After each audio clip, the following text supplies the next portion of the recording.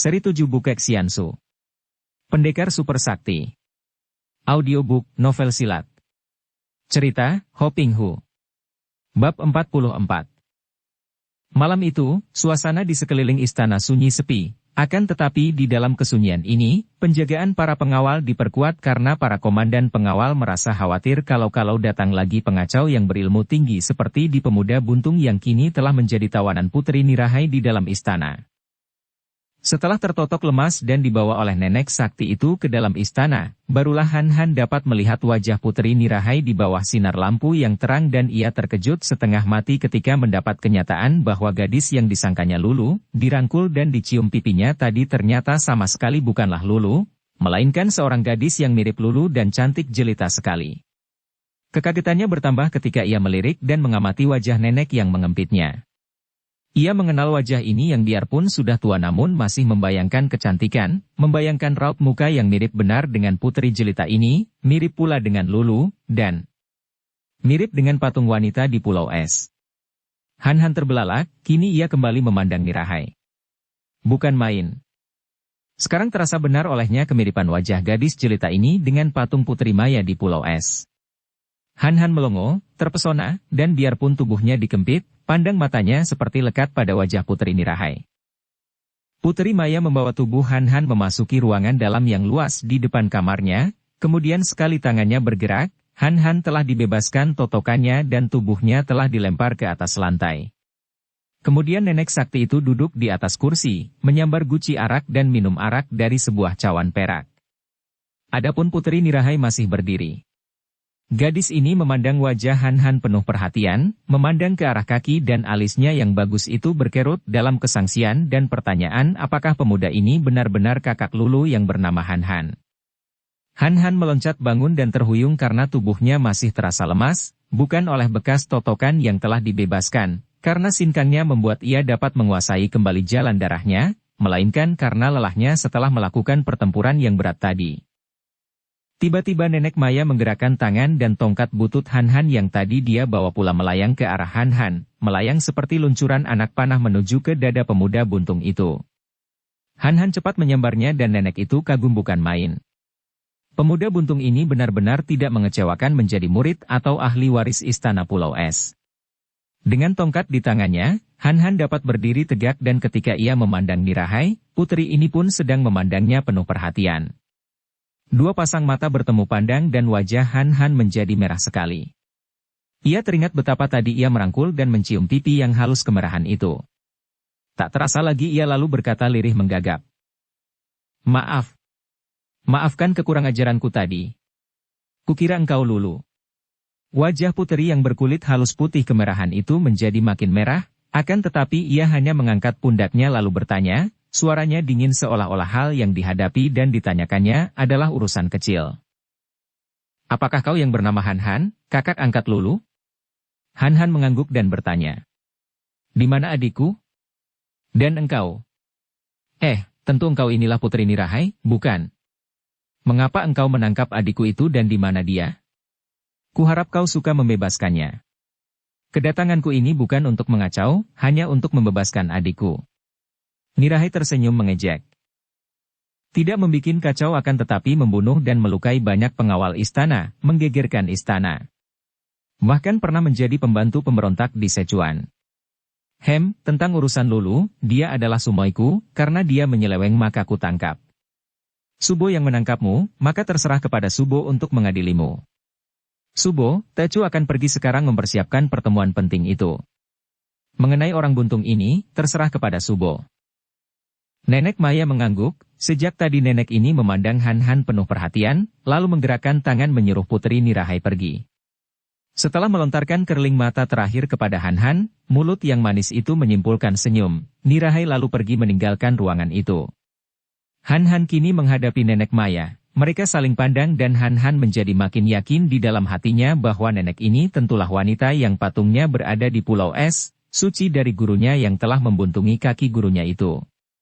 Dan betapa hebat persamaan putri cantik tadi dengan patung itu pula. Orang muda, engkaukah pemuda yang bersama muridku Lulu tinggal bertahun-tahun di Pulau Es? Nenek Maya bertanya sambil memandang tajam. Karena kini tidak ragu lagi, Han Han lalu menjatuhkan diri berlutut dan berkata, "Benar, Subo, harap Subo memaafkan kelancangan Teocu yang telah membuat ribut di tempat ini." Teocu tidak tahu bahwa adik Teocu telah menjadi murid Subo, dan sesungguhnya Teocu hanya mengkhawatirkan keselamatan Lulu. Kau menyebut aku Subo, ibu guru, atas dasar apa? Tahukah engkau, siapa aku?" Han Han teringat bahwa seperti juga Hu Xiaobue, nenek buntung yang menjadi gurunya, nenek Maya ini pun telah mengasingkan diri dan tidak pernah muncul di dunia ramai, maka tentu saja nenek itu ingin sekali tahu bagaimana Han Han dapat mengenalnya. "Maafkan Teocu kalau keliru. Subo adalah putri Maya yang arcanya pernah Teocu lihat di dalam istana Pulau Es, bersama arca Subo Hu Xiaobue dan Suhukam Hanki." "Ai!" Nenek itu terbelalak dan sepasang matanya berkilat-kilat. "Di antara kami bertiga tidak mungkin ada yang meninggalkan nama di Pulau Es. Bagaimana engkau bisa mengenal nama-nama kami? Awas, sekali engkau berbohong, aku akan membunuhmu." Pandang mata, suara dan sikap nenek ini benar-benar membuat Han Han mengkirik. Betapa jauh bedanya nenek ini dengan gurunya si nenek buntung. Nenek ini memiliki kecantikan yang amat luar biasa, seperti bukan manusia, akan tetapi di samping kecantikannya, juga memiliki watak yang mengerikan. Dan tentang kepandaian, tentu saja nenek ini memiliki kesaktian hebat, hal ini dia tidak ragu-ragu lagi mengingat akan hebatnya kepandaian Hu Xiaobue, nenek yang menjadi gurunya, yang kakinya dibuntungi oleh nenek Maya ini. Teocu tidak berani membohong. Tentu Subo telah mendengar penuturan adik Teocu tentang pengalaman kami berdua di Pulau Es. Teocu bersama Lulu memang tadinya tidak tahu sama sekali siapa adanya 3 arca yang berada di istana Pulau Es itu. Akan tetapi, Teocu telah berjumpa dengan Subo Hu Xiaobue. Tiba-tiba Han Han menghentikan kata-katanya. Seluruh urat syaraf di tubuhnya menggetar dan hanya dengan kemauannya yang amat keras saja ia dapat memaksa dirinya untuk tinggal diam berlutut dan tidak melawan, mengelak maupun menangkis.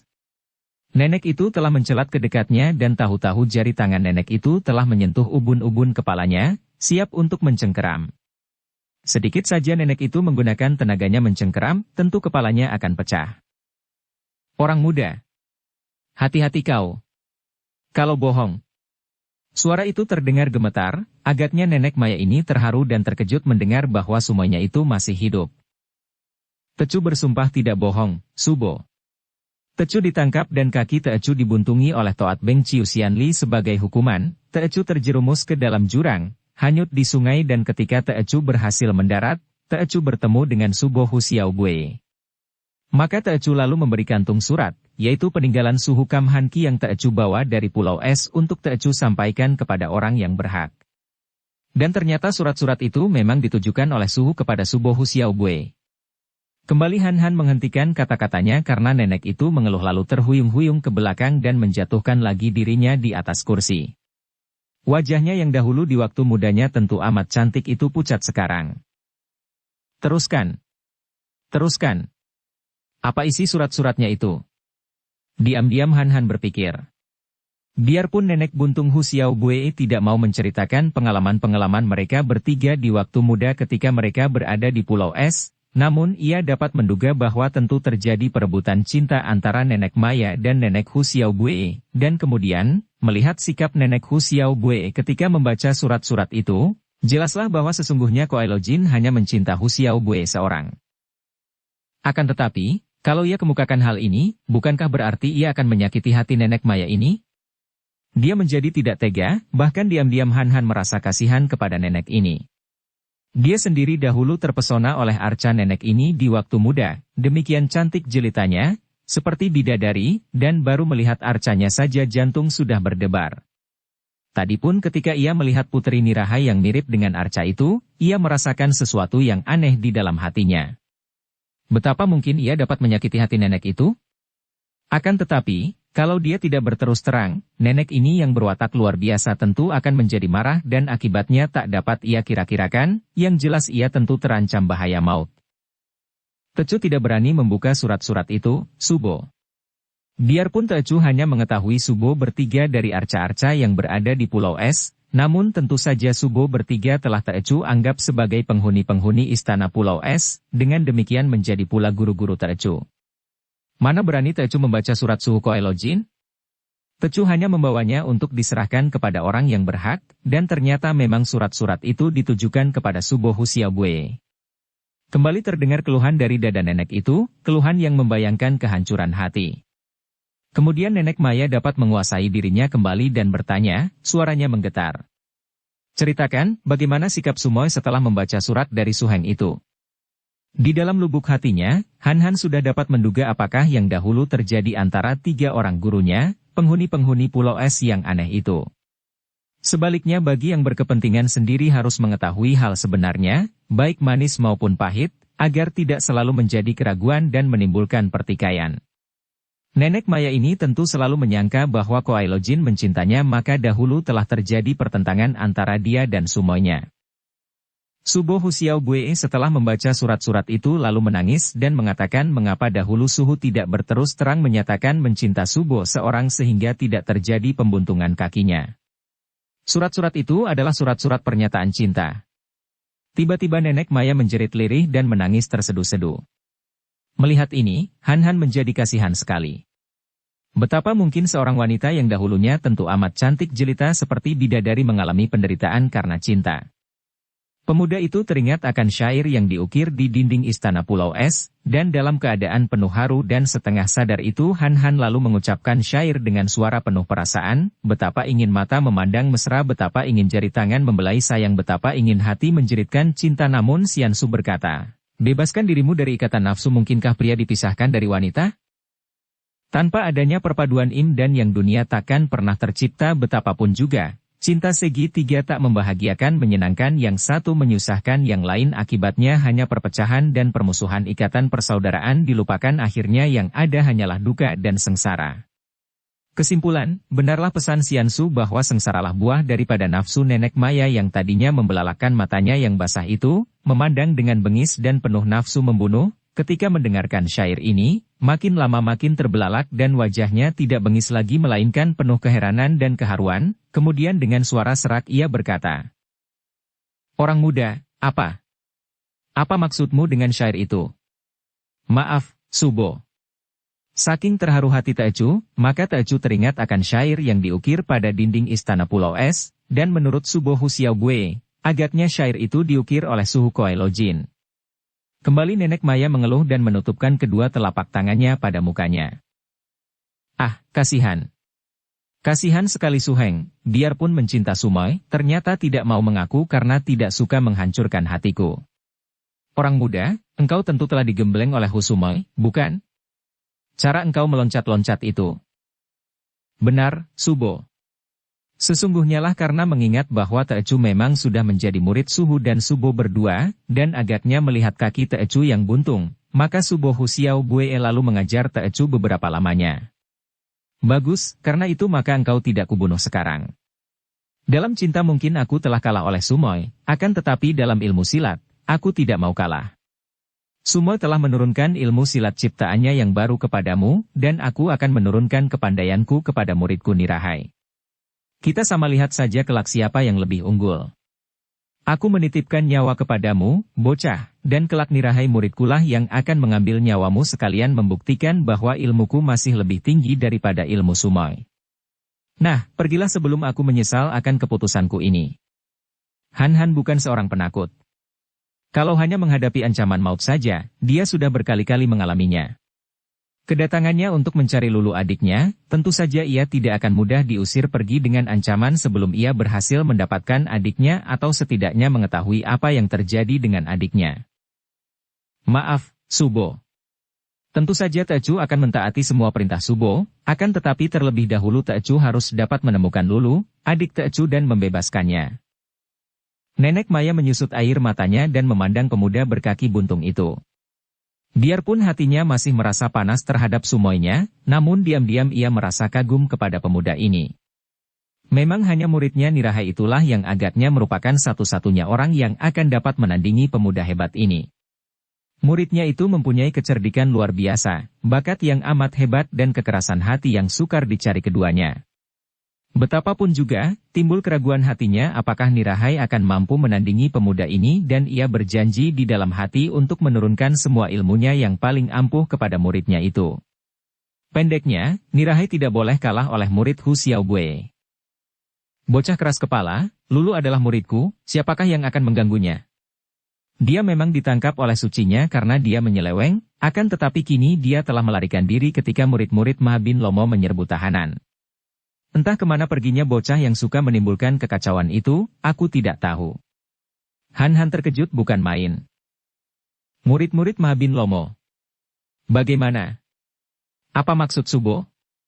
Nenek itu tersenyum dingin dan Han Han kagum melihat betapa nenek itu ternyata masih mempunyai gigi yang berderet lengkap dan kuat. Siapa tahu dan siapa peduli? Murid-murid si muka kuda itu memberontak terhadap guru mereka, dan melihat macamnya Ma Bin Lomo, jelas bahwa murid-muridnya tentu lebih baik daripada dia. Kalau aku turun tangan, apa yang dapat dilakukan mereka? Aku tidak peduli, dan karena Lulu hanya akan mereka bebaskan dan tidak diganggu, aku tidak peduli. Bocah itu sudah banyak bikin pusing, sekarang pergi entah kemana, kau cari sendiri. Nah, sekarang pergilah dan kalau kau masih tidak taat, kuanggap kau menantangku. Han Han menjadi girang akan tetapi juga bingung. Dia percaya penuh kepada nenek ini, seorang berkepandaian tinggi luar biasa dan berwatak angkuh, tentu tidak sudi membohong. Yang penting baginya, Lulu sudah bebas dan perkara mencarinya adalah urusannya sendiri. Maka ia cepat memberi hormat, kemudian tubuhnya mencelat pergi dari tempat itu. Sengaja ia mengerahkan tenaga menggunakan kepandaiannya yang ia dapat dari Hu Xiaobue. Maka gerakannya pun cepat seolah-olah ia pandai menghilang dan lenyap dalam sekejap mata dari depan Nenek Maya. Melihat ini, Nenek Maya menghela napas panjang penuh kagum. Biarpun Han Han dapat mempercayai keterangan Nenek Maya bahwa adiknya telah terbebas dari dalam tahanan ketika murid-murid Ma Bin Lomo menyerbu tahanan, namun ia masih tidak tergesa-gesa meninggalkan kota raja dan melakukan penyelidikan dengan bertanya-tanya tentang peristiwa itu. Tentu saja berita penyerbuan itu menggegerkan kota raja dan hampir setiap orang yang ditanyainya dapat menceritakannya. Akan tetapi, seperti biasa berita yang merupakan berita angin dari mulut ke mulut, setiap orang mempunyai cerita yang berbeda, dan tidak seorang pun di antara mereka dapat memberitahukan secara jelas, juga tidak ada yang tahu kemana perginya Lulu yang ikut pula melarikan diri dari tahanan bersama para tahanan lain ketika murid-murid Inkoksan, Lembah Awan, itu datang menyerbu. Han Han menjadi bingung dan tidak mengerti kalau ia teringat akan adiknya. Bukankah menurut keterangan Lau Xinlian, adiknya itu telah menjadi anak angkat mendiang Lau Pangcu dan telah memihak para pejuang? Akan tetapi dia berjumpa dengan Lulu di Sichuan sebagai seorang pemimpin pasukan Manchu. Kemudian mendengar Lulu ditangkap oleh Putri Nirahai dan menjadi tawanan, sekarang ditolong oleh murid-murid Inkoksan.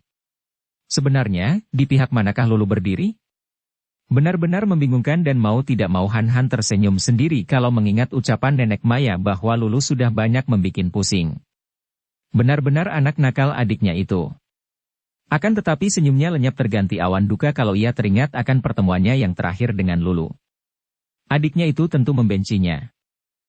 Lulu, aku harus dapat menemukanmu dan memberi penjelasan, minta maaf, demikian jerit hatinya dan pemuda ini mengambil keputusan untuk pergi menyelidik ke Inkoksan, di pegunungan Taihangsan.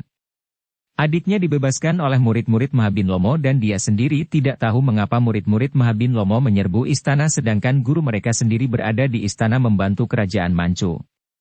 Satu-satunya jalan untuk membongkar rahasia ini dan bertanya kepada bekas suheng-suheng dan suci-sucinya itu di mana adanya Lulu, hanya pergi mengunjungi mereka. Selain hendak mencari Lulu atau kalau adiknya tidak berada di sana, bertanya kepada mereka kemana perginya adiknya, juga Han Han ingin mengunjungi kuburan kakeknya, yaitu Jai Huasian Sumahoat dan ingin menyelidik tentang riwayat nenek moyangnya. Hidupnya selalu dirundung malang, dimusuhi sana-sini, selalu sengsara dan menderita tekanan batin, agaknya hal ini semua terjadi karena darah keturunannya. Hidupnya seperti hukuman, dan agaknya memang hukuman karena dosa-dosa nenek moyangnya. Di sepanjang perjalanannya yang jauh itu, Han Han selalu merasa hatinya tertindih kedukaan.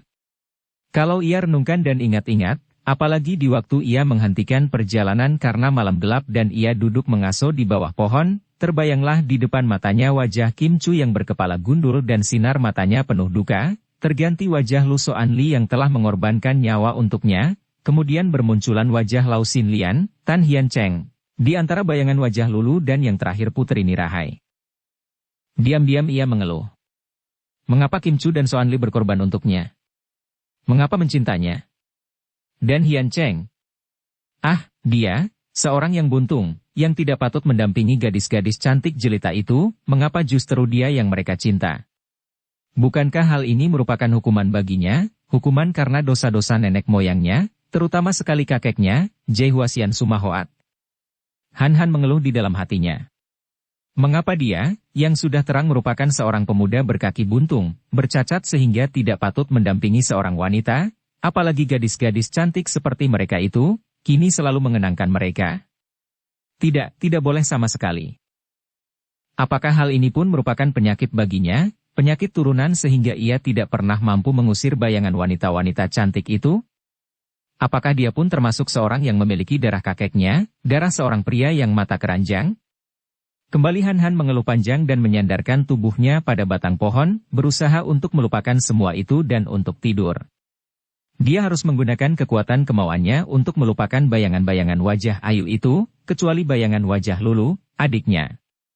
Tentu saja pemuda yang bernasib malang ini tidak tahu bahwa dia sama sekali bukan menderita penyakit, bukan pula mata keranjang, melainkan dia pun seorang manusia biasa.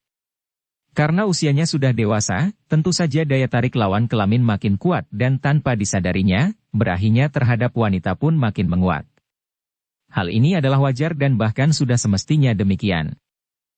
Hanya karena pemuda ini telah mengalami hal-hal yang melukai hatinya melihat pengorbanan Kim Chu dan Soan Li untuk dirinya, ditambah pengetahuan bahwa kakeknya seorang penjahat cabul pemerkosa wanita, maka ia mengekang rasa tertarik terhadap wanita ini yang dianggapnya sebagai semacam penyakit dan ia menyalahkan darah keturunannya. Ketika ia tiba di lereng pegunungan Tai Hang San, Han Han memandang sekeliling dan menghirup hawa segar, hatinya agak terharu mengingat betapa dahulu, 10 tahun lebih yang lalu, ia tinggal di daerah ini sebagai murid Inkoksan. Teringatlah ia akan Kim Chu yang semenjak menjadi saudara seperguruan, selalu bersikap amat baik terhadapnya. Memang belum lama ini dia kembali ke Inkoksan, akan tetapi sebagai tawanan Toat Beng Chiu Xian Li sampai kakinya dibuntungi, dan dalam keadaan seperti itu ia tidak dapat menikmati keindahan alam dan tidak terkenang akan masa kanak-kanak dahulu. Kini ia berdiri termenung dan barulah ia sadar kembali ketika ia mendengar gerakan kaki manusia. Ketika ia menengok, ia melihat 2 orang laki-laki menggotong sebuah joli yang tertutup tirai sutera. Cepat Han Han menyelinap ke belakang pohon karena ia melihat berkelebatnya bayangan 4 orang yang bergerak cepat sekali, seolah-olah mempunyai niat buruk terhadap joli yang digotong oleh 2 orang itu. Setelah joli yang digotong lewat dan 4 bayangan itu dekat, Han Han makin tertarik. Ia mengenal 4 orang pemuda tampan itu. Mereka adalah bekas-bekas suhengnya, murid-murid Mabin Lomo atau murid-murid Inkoksan. Mau apakah mereka mengikuti joli sambil bersembunyi dan siapa pula yang duduk di dalam joli? Tadinya, melihat sikap mereka yang mengancam, ingin Han Han memperingatkan orang yang duduk di dalam joli. Akan tetapi ia segera menekan kehendak hati ini dengan kesadaran betapa ia selalu mendatangkan salah paham dan keributan setiap kali turun tangan. Dia tidak akan mencampuri urusan yang belum diketahuinya benar. Maka Han Han hanya menyelinap dan mengikuti 4 orang pemuda itu sambil bersembunyi, menggunakan kepandaiannya mencelat ke tempat-tempat tersembunyi sambil mengintai. Agaknya 2 orang penggotong joli itu hanyalah memiliki tenaga kasar saja, hanya kuat untuk menggotong joli dan melakukan perjalanan jauh, akan tetapi tidak memiliki kepandaian. Buktinya, mereka berdua ini sama sekali tidak tahu bahwa ada 4 orang yang kini membayangi dari dekat. Kini 4 orang murid Inkoksan itu bergerombol di balik semak-semak, berbisik-bisik kemudian mereka mengayun tangan ke arah joli. Han Han terkejut sekali melihat sinar-sinar terang menyambar ke arah joli. Kiranya mereka itu telah menyerang joli dengan senjata-senjata rahasia. Jarum, piau, dan uang logam beterbangan dengan jitu menyambar dan menerobos tirai sutera joli. Han Han membuka mata lebar-lebar karena tidak terdengar apa-apa dari dalam joli, bahkan beberapa detik, senjata-senjata kecil itu beterbangan menyambar dari dalam joli, kembali kepada 4 orang penyerangnya secara cepat sekali, jauh lebih cepat dan kuat luncurannya daripada sambitan 4 orang murid Inkoksan tadi. Han Han kagum dan juga merasa geli hatinya menyaksikan betapa 4 orang itu berseru kaget dan kacau balau mengelak dari sambaran senjata-senjata rahasia mereka sendiri sedangkan 2 orang penggotong joli itu agaknya tidak tahu apa yang terjadi dan terus melangkah maju menggotong joli. 4 orang murid Inkoksan itu agaknya penasaran dan marah sekali. Mereka berempat lalu melompat keluar dari batik semak-semak, dan mencabut senjata sambil berseru keras. Mereka berempat itu menerjang ke arah Joli. 2 batang pedang dan 2 batang golok menyambar dan menusuk ke arah tirai sutera Joli itu. Terdengar kain robek ketika 4 batang senjata runcing dan tajam itu menembus tirai menusuk ke dalam Joli. 2 orang penggotongnya baru kaget, melepaskan Joli dan menjatuhkan diri berlutut. Akan tetapi, dapat dibayangkan betapa kaget dan herannya hati 4 orang murid Inkoksan itu ketika senjata mereka memasuki Joli yang kosong. Hanya Han Han yang melihat betapa ada bayangan berkelebat cepat sekali keluar dari Joli dari sebelah sana, dan bayangan itu kini telah meloncat dan berdiri di atas cabang pohon sambil tersenyum mengejek. Ketika ia memandang, kiranya bayangan itu bukan lain adalah Putri Niraha yang cantik jelita. Kekaguman Han Han makin meningkat. Dapat menangkap serangan Amgi, senjata gelap, dari dalam Joli dan mengembalikannya tanpa membuka tirai sudah merupakan kepandaian luar biasa. Kini dapat menghindarkan diri dari serangan dengan cara secepat itu hanya dapat dilakukan oleh orang yang telah memiliki tingkat ilmu silat yang amat tinggi. 4 orang muda itu adalah murid-murid Ma Bin Lomo yang tentu saja bukan merupakan jago-jago muda sembarangan, namun mereka kini berdiri bingung dan barulah mereka menggerakkan senjata dibarengi meluncurnya tubuh wanita jelita itu dari atas pohon menyambar ke arah mereka. Terang-terang-terang-terang. 2 batang pedang itu terlempar ke kanan-kiri, disusul robohnya 4 orang muda itu dalam keadaan tertotok lemas dan rebah di atas tanah. Hanya mata mereka saja yang mampu memandang melotot penuh kebencian kepada Niraha yang tersenyum lebar. Untung bagi kalian bahwa aku datang membawa tugas perdamaian dan persahabatan. Kalau tidak, apakah kalian dapat mengharap masih dapat hidup di saat ini? Setelah berkata demikian, Nirahai memasuki Jolinya yang sudah robek-robek tirainya itu, memberi isyarat kepada 2 orang penggotongnya.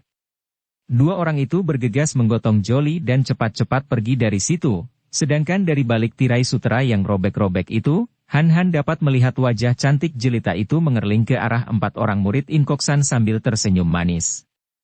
Bukan main, pikir Han Han. Putri itu benar-benar memiliki kepandaian yang hebat sekali. Lebih hebat daripada kepandaian datuk-datuk yang pernah ia lawan. Tentu akan merupakan lawan yang amat tangguh. Ia kagum akan kecantikannya yang mempesonakan, akan persamaannya dengan patung Putri Maya di Pulau Es, akan kepandaiannya yang hebat dan akan sikapnya yang angkuh dan agung terhadap 4 orang murid Inkoksan yang sudah jelas menyerang dengan maksud membunuhnya tadi. Dengan tenang Han Han lalu menghampiri 4 orang murid Inkoksan yang masih rebah tak berdaya di atas tanah. Mereka itu memandang terbelalak ketika mengenal Han Han. Pemuda berkaki buntung ini lalu menggerakkan tongkatnya, 4 kali tongkatnya bergerak menotok dan ia telah berhasil membebaskan 4 orang muda itu yang cepat meloncat bangun dan berdiri di depan Han Han. Engkau?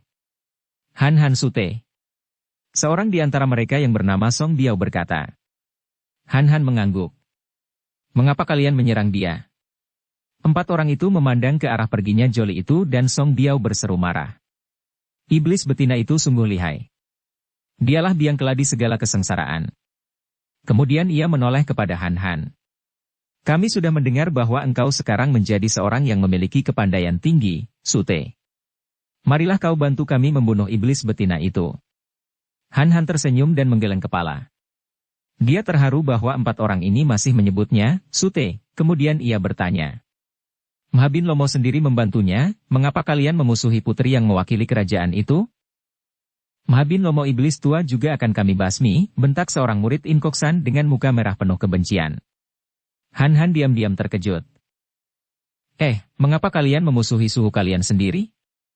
Kalau kalian memusuhi kerajaan Manchu, hal ini aku tidak heran.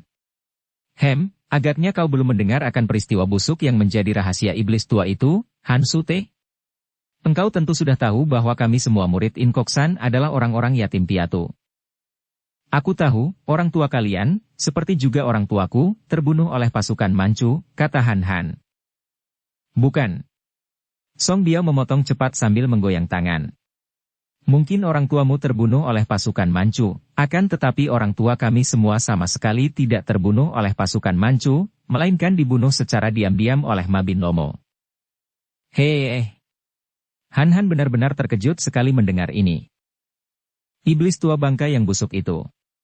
Dia dahulunya memusuhi penjajah Manchu, dan untuk dapat membentuk pasukan kuat, dia sengaja memilih anak-anak yang berbakat baik, menggunakan keadaan yang kacau membunuhi orang tua kami dan kemudian menolong kami dengan pernyataan bahwa orang tua kami dibunuh orang-orang Manchu. Kami masih terlalu kecil untuk mengerti akan tipu muslihatnya ini. Akhir-akhir ini dia menjadi penjilat Manchu sehingga kami merasa heran sekali dan akhirnya kami dapat mengetahui rahasianya yang membocor dari istana. Tentu saja kami menjadi sakit hati kepadanya sehingga kami bersumpah selain memusuhi penjajah, juga akan membunuh bekas guru yang juga pembunuh orang tua kami itu. Han mengangguk-angguk. Baru sekarang ia mengerti mengapa murid-murid Inkoksan menyerbu kota raja. Jadi kalian menyerbu kota raja, membebaskan tawanan-tawanan, juga dengan maksud untuk mengacau kota raja dan sekalian mencari Ma Bin Lomo? Song Biao berseri wajahnya. Kau sudah mendengar akan penyerbuan itu? Kami kehilangan belasan orang saudara, akan tetapi kami berhasil membebaskan banyak tawanan. Kini saudara-saudara kami sebagian sudah menyeberang ke Sichuan, maka kami mendengar bahwa engkau telah membantu perjuangan dan bahkan menjadi panglima di Sichuan. Kami yang masih tinggal di sini, mendengar bahwa puncak Taihangsan akan dijadikan tempat pertemuan antara pemerintah dan tokoh-tokoh Kang Ou, maka kami menghadang di sini untuk menyerang Ma Bin Lomo. Tadi ketika kami tahu bahwa putri nirahai iblis betina itu datang, kami segera menyerangnya. Siapa tahu dia luar biasa lihainya. Han menggeleng-geleng kepala. Kalian ini bernafsu besar dan bercita-cita muluk, akan tetapi kalian bukanlah lawannya, bahkan kalian berempat takkan mampu mengalahkan Ma Bin Lomo. Masih ada 5 orang saudara kami di bawah. Song Biao membentak. Han menghela napas. Aku tidak akan mencampuri urusan kalian. Kebetulan aku bertemu dengan kalian di sini karena memang aku ingin sekali bertanya. Ketika kalian menyerbu kota raja membebaskan para tawanan, terdapat pula adikku Lulu yang ikut melarikan diri. Di manakah dia sekarang? Oh, dia? Putri Manchu itu? Wah, dia hebat sekali, kata Song Biao dan 3 orang saudaranya mengangguk-angguk. Hanya karena bantuan dia maka kami dapat menyelamatkan diri keluar dari kota raja, dan hanya belasan orang yang gugur. Agaknya iblis betina nirahai sendiri segan untuk bersikap keras setelah dia turun tangan membantu kami. Jadi dia adikmu, Han Sute? Ah, sungguh menyesal sekali, kami tidak tahu kemana dia pergi karena begitu kami semua berhasil keluar dari kota raja, dia menghilang. Han menghela napas panjang. Dia sudah menduga akan hal ini. Adiknya itu terlalu keras kepala, keras hati dan ingin bebas, tentu saja tidak mau bersatu dengan orang-orang ini. Entah kemana sekarang, terbangnya, bocah itu. Sudahlah, aku akan mencarinya sendiri.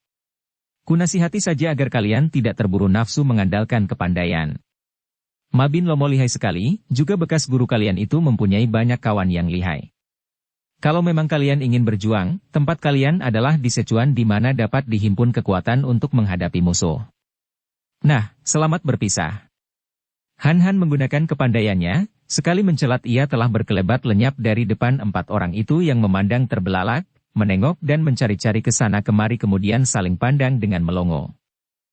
Sukar mereka percaya bahwa pemuda yang kakinya hanya tinggal sebuah itu dapat bergerak secepat itu. Sambil berloncatan, Han berpikir. Pertemuan di puncak Taihangsan? Pertemuan apakah itu? Apa pula yang akan dilakukan oleh putri nirahai yang lihai dan cerdik luar biasa itu? Ia tertarik sekali, apalagi dia mengharapkan bahwa Lulu akan hadir pula di pertemuan aneh itu. Dengan penuh harapan, Han lalu mendaki puncak Taihangsan, akan tetapi memilih jalan yang sunyi karena dia tidak mau mengunjungi pertemuan itu secara berterang. Dia tidak mau melibatkan diri, dan keinginan satu-satunya pada saat itu hanyalah mencari adiknya, Lulu. Ia pun bergidik kalau teringat akan cerita bekas saudara-saudara seperguruannya tadi akan kekejian hati Ma Bin Lomo. Kiranya kakek iblis itu hendak membentuk pasukan terdiri dari murid-muridnya yang mengandung hati dendam kepada pemerintah Manchu dengan cara membunuhi orang tua dan keluarga calon para muridnya secara diam-diam, kemudian menolong calon murid itu dan mengatakan bahwa keluarga si murid dibasmi orang Manchu. Cara mengobarkan anti-Manchu yang amat curang, licik dan keji. Lebih menjijikkan lagi, setelah melakukan perbuatan yang tidak mengenal perikemanusiaan itu, akhirnya kini Ma Bin Lomo dan Toat Beng Chiu Xianli malah membalik, mengkhianati perjuangan sendiri dan menjadi kaki tangan Manchu. Makin dikenang, makin sakit rasa hati Han. Bukankah kedua orang nenek dan kakek itu merupakan orang-orang terakhir di dunia ini yang masih berbau keluarga nenek moyangnya sendiri?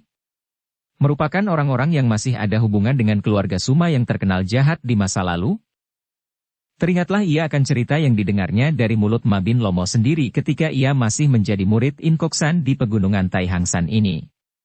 Arca yang dipuja di Inkoksan adalah Arca Sumakiat, guru Mabin Lomo atau ayah dari Suma Hoat si Dewa Cabul atau kongkongnya sendiri.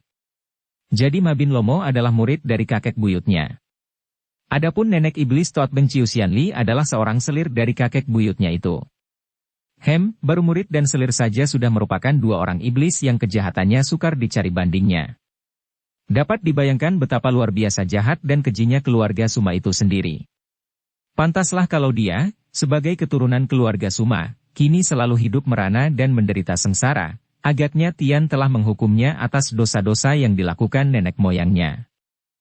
Setelah Han Han tiba di puncak Taihangsan, di lembah Inkoksan, dari jauh ia sudah melihat banyaknya orang yang berkumpul di situ. Ia cepat menyelinap dan berindap-indap mendekati pekarangan lebar di mana berkumpul banyak orang yang duduk di bangku-bangku membentuk lingkaran. Mereka itu terdiri dari orang-orang yang sudah tua dan bersikap penuh wibawa. Para tamu itu menghadapi pihak tuan rumah yang merupakan rombongan yang duduk di atas bangku-bangku di depan pondok dan mereka ini adalah Putri Nirahai sendiri yang ditemani oleh Mabin Lomo sebagai pemilik Inkoksan tempat mereka mengadakan pertemuan, Toat Beng Ciusianli, Kang Toukui Gak Liat, dan kedua orang pendeta lama dari Tibet yang lihai, Tian Tok Lama dan Tian Li Lama. Han Han yang bersembunyi dekat tempat itu dapat melihat jelas dan sebagian di antara para tamu ada yang telah dikenalnya. Dari pihak Xiao Limpai hadir Cheng Tu Huishio penjaga kuil Xiao Limsi yang menjadi Sute Cheng San Huishio ketua Xiao Limpai ditemani dua orang kakek yang setelah Han Han ingat-ingat ternyata ia mengenalnya sebagai dua orang di antara Kang Lam Sem Eng, tiga pendekar Kang Lam. Dahulunya tiga pendekar itu adalah Hu Cheng Tiam kakek yang pendek kecil itu, Liam Xian yang tinggi besar, dan orang ketiga adalah seorang wanita cantik Bok Him yang telah diperkosa Gak Liat si setan botak dan bahkan yang terakhir bertemu dengan Han Han ketika wanita yang menjadi gila itu membobol kamar penyiksa diri di Xiao Limpai dan melarikan diri membawa anaknya. Han Han merasa heran mengapa dalam pertemuan penting ini, hanya Cheng Tu Huishio dan dua orang tokoh Xiao Limpai bukan pendeta ini yang hadir. Mengapa lima orang tokoh Xiao Lim Chit Kiam tidak hadir pula? Han Han memperhatikan terus para tokoh yang hadir sebagai tamu. Ia melihat pula tokoh-tokoh Hawa Sanpai yang merupakan tosu-tosu tingkat 3, tiga orang tosu galak yang pernah bentrok dengan dia dahulu, yaitu Lok Seng Chu dan Bok Seng Chu. Agaknya tiga orang kakek ini mewakili guru mereka, ketua Hawa Sanpai untuk hadir di Inkoksan ini. Selain kedua rombongan wakil Xiao Limpai dan Hawa Sanpai, masih banyak terdapat wakil-wakil dari partai-partai persilatan lain, bahkan di antara mereka pula orang-orang dari Peklian Kaipang, dan tokoh-tokoh pejuang yang pernah ia jumpai di Sichuan. Kini dia memperhatikan Nirahai dan makin kagumlah hati Han Han. Benar-benar amat hebat gadis itu. Masih amat muda, wajahnya cantik jelita seperti bidadari, kadang-kadang demikian lembut seperti setangkai mawar yang bergoyang-goyang perlahan terhembus angin, kadang-kadang membayangkan kekerasan yang melebihi baja pilihan. Semuda dan secantik itu telah menjadi seorang pemimpin besar, bahkan kini mengumpulkan para tokoh perjuangan dan para wakil-wakil partai persilatan yang jelas merupakan musuh-musuh besarnya. Demikian beraninya gadis ini. Apa kehendaknya mengumpulkan para pejuang yang bagi putri itu tentu dianggap pemberontak-pemberontak ini? Diam-diam Han Han merasa khawatir. Putri ini terkenal cerdik sekali dan ahli siasat yang pandai mengatur tipu-tipu muslihat. Jangan-jangan setelah dikumpulkan di sini, para pejuang dan tokoh partai-partai besar ini akan dibasmi. Han Han berlaku waspada dan siap sedia. Kalau benar seperti itu siasat Nirahai, biarpun dia sendiri tidak peduli lagi akan perang, terpaksa dia akan turun tangan menentang kecurangan besar ini. Pada saat itu, agaknya semua tamu telah mengambil tempat duduk dan terdengarlah suara lantang akan tetapi merdu dari mulut Putri Nirahai. Han Han memandang penuh perhatian dan mendengarkan dari tempat sembunyi. Ia menjadi heran mendengar suara gadis jelita itu, karena biarpun gadis itu bukan berbangsa Han, akan tetapi suaranya sama sekali tidak kaku, bahkan kata-katanya teratur dengan rapi, tanda bahwa gadis itu memiliki pengertian yang baik tentang kesusastraan. Atas nama kerajaan Cheng Tiao yang jaya, kami yang bertugas sebagai wakil kaisar dalam hal ini, menghaturkan banyak terima kasih kepada para Lo Cianpue dan para Enghyong yang telah sudi memenuhi undangan kami untuk datang berkumpul dan bersama-sama menciptakan perdamaian, persahabatan dan kerjasama demi kesejahteraan rakyat jelata. Han Han mendengarkan dengan kagum. Putri itu benar hebat. Selain kata-katanya terdengar rapi teratur, juga nadanya membujuk dan memuji-muji orang gagah. Suaranya mengandung dasar ketenangan sehingga amat menarik perhatian mereka yang mendengarnya. Selanjutnya, secara singkat namun padat dan dengan kata-kata teratur baik, putri itu menjelaskan mengapa pemerintah kerajaan Manchu mengulurkan tangan untuk mengajak damai dengan para orang gagah, terutama dengan partai-partai besar. Rakyat sudah terlalu lama hidup tertekan dan menderita sengsara akibat perang, katanya. Karena itu, mengapa perang yang menyengsarakan itu dilanjut-lanjutkan? Lebih baik semua tenaga rakyat dikerahkan untuk membangun demi kesejahteraan hidup rakyat, di bawah pimpinan pemerintah Cheng Yang Jaya dan yang memang sudah ditentukan oleh Tian untuk memimpin rakyat jelata mencapai kemakmuran. Sejam lebih putri itu bicara dengan lancar dan tidak membosankan para pendengarnya. Wajah itu demikian cantik jelita seperti setangkai mawar sedang mekar dengan segarnya, siapakah yang tidak terpikat dan siapakah yang akan bosan memandang? Sepasang mata itu berkilat-kilat penuh semangat dan gairah hidup, bibir yang bergerak-gerak ketika bicara itu demikian manis, semanis kata-kata yang keluar secara teratur dan indah, seolah-olah gadis itu bukan sedang berpidato melainkan sedang mendeklamasikan sajak-sajak indah. Tubuhnya agak bergoyang, sesuai dengan sikap kewanitaannya, mengingatkan para pemandangnya akan batang pohon yang liu terhembus angin musim semi, meliak-liuk dengan lemas dan indahnya. Setelah membeberkan rencana kerja pemerintah dan memberikan janji dengan sumpah bahwa pemerintah tidak akan mengganggu hak milik para tuan tanah dan tidak akan mengganggu milik rakyat, tidak akan memeras rakyat dengan pajak berat seperti yang sudah-sudah dilakukan oleh kaisar-kaisar dahulu, berjanji pula akan menumpas semua kejahatan yang menghimpit penghidupan rakyat, menumpas para pencopet, pencuri, perampok dan mereka yang masih memberontak, terdengar putri jelita itu berkata. Hendaknya cuy sekalian tidak membesar-besarkan perbedaan suku bangsa. Kita seluruhnya merupakan bangsa yang besar, dan jangan terpengaruh oleh perpecahan-perpecahan yang ditimbulkan oleh para pemberontak. Kita semenjak dahulu merupakan kesatuan suku bangsa yang menjadi bangsa besar. Tentu cuy sekalian masih ingat akan nama seorang pahlawan dan pendekar yang tiada bandingnya selama sejarah berkembang. Siapa yang tidak pernah mendengar nama julukan pendekar besar suling emas? Siapa pula yang tidak tahu akan sepak terjangnya, yang tidak memperbedakan bangsa, yang bahkan menjadi suami Ratu Hitan dan mempersatukan suku bangsa menjadi bangsa yang besar.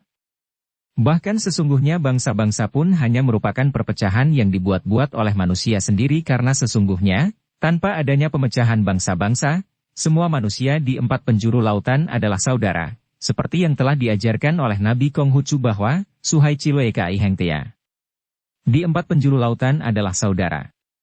Nah, cuy sekalian, hendaknya cuy percaya bahwa andai kata pendekar sakti suling emas sekarang masih hidup, beliau tentu akan menyetujui persatuan di antara kita, dan sebagai buktinya bahwa saya, Putri Nirahai, tidak membohong dan masih mempunyai hubungan dengan keluarga suling emas. Hendaknya cuy sekalian suka memandang pusaka ini. Tangan Putri Nirahai bergerak dan berkelebatlah sinar kuning emas yang menyilaukan mata. Ternyata sebatang suling emas telah berada di tangan kanannya dan diangkatnya tinggi-tinggi di atas kepala. Suling emas. Banyak mulut mengucapkan kata-kata ini penuh takjub dan hormat, dan mereka yang tadinya masih ragu-ragu, baru setengah tunduk oleh bujukan kata-kata Putri Nirahai, kini menjadi tunduk benar ketika menyaksikan senjata pusaka keramat itu berada di tangan sang putri. Biarpun orangnya sudah puluhan, bahkan ratusan tahun tidak ada, namun nama besar suling emas dikenal oleh semua orang gagah di dunia Kang Ou, dan karenanya, melihat senjata keramat ini semua orang menjadi kagum dan tunduk. Putri jelita itu tersenyum girang menyaksikan sikap para orang gagah itu dan ia melanjutkan. Selain memiliki pusaka keramat ini, juga terus terang saja tanpa maksud membanggakan dan menyombongkan diri. Saya berani mengaku bahwa saya adalah seorang yang mewarisi ilmu dari pendekar wanita perkasa mutiara hitam. Melihat hubungan saya dengan suling emas dan mutiara hitam, masih perlukah diragukan bahwa saya tidak mempunyai niat buruk terhadap cuy sekalian, orang-orang gagah di dunia Kang Ou? Semua orang makin tunduk dan keadaan sejenak menjadi hening. Akan tetapi, tiba-tiba terdengar suara Cheng Tu Hui Xiao wakil Xiao Wimpai, suaranya tenang namun mengandung wibawa dan suara itu menggetarkan jantung karena dikeluarkan dengan pengerahan tenaga kaikang. Omitohut. Apa yang diucapkan oleh Kounio amat benar dan melihat senjata keramat itu, siapakah yang tidak akan tunduk? Siapakah pula orangnya di dunia ini yang menghendaki perang yang hanya akan menimbulkan kesengsaraan kepada rakyat jelata? Akan tetapi, Kounio, Pinceng ingin sekali mengetahui, kalau benar Kounio tidak mempunyai niat buruk terhadap kami, mengapakah dua orang murid Xiao Limpai, yaitu Liok Sibok dan Liong Kitek, dua di antara Xiao Lim Chit Kiam, telah dibunuh? Semua orang menjadi tegang hatinya mendengar ini, apalagi ketika Lok Seng Chu, orang pertama dari tiga orang tokoh Hawa Sanpai, berkata nyaring. Tepat sekali apa yang diucapkan oleh Cheng Tu Hui Xiao. Kalau tidak mempunyai niat buruk, mengapa tokoh besar Xiao Wimpai dibunuh kemudian kesalahannya ditimpakan kepada Hawa Sanpai dengan jalan melemparkan fitnah? Suasana menjadi makin tegang. Apalagi bagi Han Han yang mengintai dari tempat persembunyiannya, karena dia sebagai orang luar mengetahui benar akan fitnah itu yang menjadi siasat licin Nirahai, bahkan dia terlibat dalam urusan itu. Maka pemuda buntung ini mendengarkan penuh perhatian dan seperti orang-orang yang hadir di situ, ia pun memandang ke arah Putri Nirahai, ingin tahu apa yang akan menjadi jawaban putri itu. Semua orang tercengang dan terheran melihat putri cantik itu tetap tenang, bahkan kini tersenyum manis, sedikit pun tidak menjadi gugup menghadapi pertanyaan dari pihak Xiao Limpai dan Hawa Sanpai yang merupakan serangan hebat itu. Putri itu memandang tajam ke arah Cheng Tu Hui Xiao, kemudian menjura dan berkata, suaranya tetap merdu dan tenang. Maaf, Lo Suhu. Sebelum saya menjawab pertanyaanmu, juga pertanyaan dari Totiang wakil Hawa Sanpai yang sifatnya sama, lebih dulu saya hendak mengajukan pertanyaan dengan harapan agar Lo Suhu sudi menjawab secara sejujurnya. Pertama, dalam pertandingan perorangan terdapat istilah curang kalau orang itu menggunakan cara-cara yang melanggar ketentuan pertandingan. Akan tetapi, di dalam keadaan perang, terdapat istilah siasat, dan apakah seorang panglima yang menggunakan siasat dalam perang untuk menjebak pihak musuh dapat disebut curang pula? Siasat dalam perang bukanlah kecurangan, jawab Cheng Tu Hui Xiao dan semua orang mengangguk karena siapakah yang akan dapat mengatakan bahwa siasat dalam perang itu curang. Terima kasih, kata Nirahai sambil tersenyum. Pertanyaan kedua, kalau seorang prajurit dalam perang membunuh lawan, tanpa peduli siapa lawan yang berada di pihak musuh itu, apakah dia dianggap bersalah dan menjadi seorang pembunuh keji? Tentu saja tidak, jawab pula Cheng Tu Hui Xiao. Membunuh musuh dalam perang merupakan pelaksanaan tugasnya. Kini Nirahai tersenyum manis sekali, sepasang matanya berseri-seri dan suaranya merdu dan nyaring. Terima kasih Lo Suhu. Jawaban-jawaban Lo Suhu memang tepat sekali dan tidak dapat dibantah oleh siapapun juga. Nah, sekarang terjawablah pertanyaan-pertanyaan Lo Suhu sebagai wakil Xiao Limpai dan Totiang sebagai wakil Hawa Sanpai. Sesungguhnya, saya yang kini mendapat kehormatan memegang pusaka keramat dari pendekar sakti suling emas, dan mengaku sebagai ahli waris ilmu-ilmu pusaka mutiara hitam, seujung rambut pun tidak mempunyai rasa permusuhan, apalagi kebencian terhadap para orang gagah di dunia Kangou. Sebaliknya, saya bahkan menaruh hormat dan kagum. Akan tetapi mengapa saya membunuh dua orang tokoh Xiao Limpai? Karena tugas saya, tugas seorang prajurit kerajaan ayahanda kaisar. Dan mengapa pula saya menggunakan fitnah kepada Hawa Sanpai, menggunakan siasat untuk mengadu domba antara Xiao Limpai dan Hawa Sanpai? Karena tugas saya sebagai panglima dalam perang. Semua yang saya lakukan itu demi tugas dan terjadi dalam perang. Permusuhan dalam perang bukanlah permusuhan pribadi, karena kalau peristiwa yang timbul sebagai akibat perang lalu dijadikan dendam pribadi, saya kira di dunia ini akan terjadi dendam-mendendam yang tiada habisnya. Saya harap saja Lo Suhu wakil Xiao Limpai dan Totiang wakil Hawa Sanpai dapat menerima penjelasan saya ini yang keluar dari hati, bukan sekedar alasan kosong untuk menghindarkan diri dari kesalahan. Bersambung ke bab 45. Dukung kami dengan subscribe, follow, like, komen dan share. Terima kasih.